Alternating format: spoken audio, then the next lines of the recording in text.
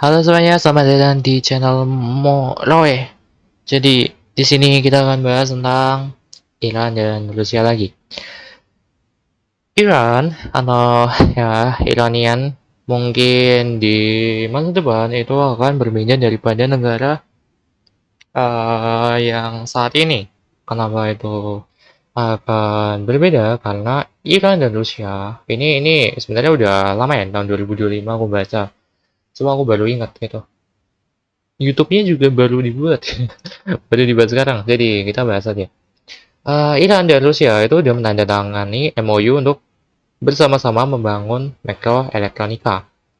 Di beberapa laporan seperti di sini, Memri TV itu juga melakukan hal yang sama atau melaporkan hal yang sama. Pada 10 Maret tahun 2025, media Rusia Kommersant menerbitkan sebuah artikel produksi mikroelektronika bersama Rusia dan Iran di pusat nanoteknologi Zelnograd. Di sini dikatakan yang memproduksi litografi, sensor, sirkuit mikro, dan lain-lain. Tentu aja di sini apa namanya mereka itu tidak melakukan publikasi MOU-nya di sini tidak ada dan di sini juga nggak ada. Gitu. Cuma dikatakan mereka akan kerjasama di pusat nanoteknologi Zelnograd. Nah, yang jadi masalah adalah di sini mereka mengatakan secara sini nggak ada ya? Di sini kayaknya tidak ada. Oh ini. Di perjanjian tersebut, pusat nanoteknologi Zelnograd, salah satu perusahaan terkemuka Rusia dalam nanoteknologi, akan bekerja sama dengan mitra Iran dan dengan fokus pada produksi peralatan nanolitografi canggih, multiplex telekomunikasi, dan sensor otomotif. Ya, ini masalah di sini nanoteknologinya. Nanoteknologi itu bisa aja berupa nanolitografi atau NIL atau bahkan alat-alat seperti eyeline dan alat-alat produksi semikonduktor yang lain. Dan ini menjadi game changer bagi Iran. Bagi kalian yang nggak tahu, Iran itu belum pernah punya akses ke litografi.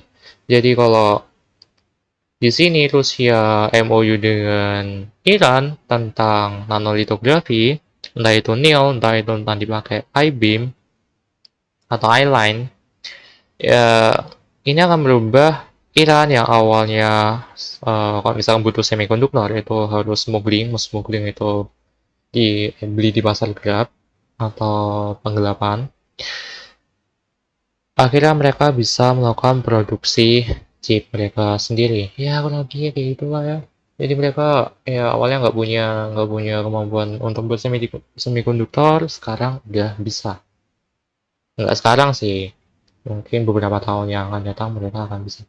Lalu kenapa kok Rusia itu ingin kerjasama nanoteknologi bersama Iran? Pada kenyataannya, ya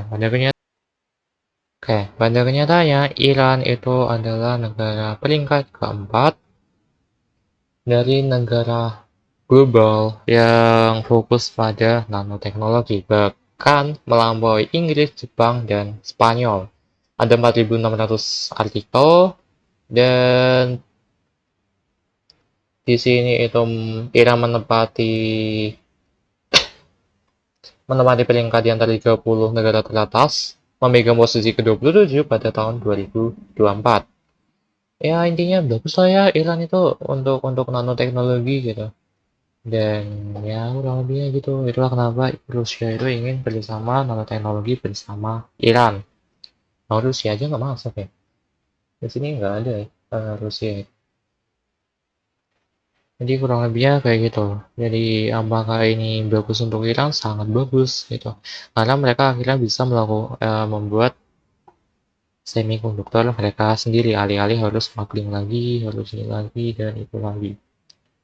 Ya kurang lebihnya kayak gitu. Jadi mungkin di masa depan kita akan melihat banyak drone-drone canggih murni buatan mereka.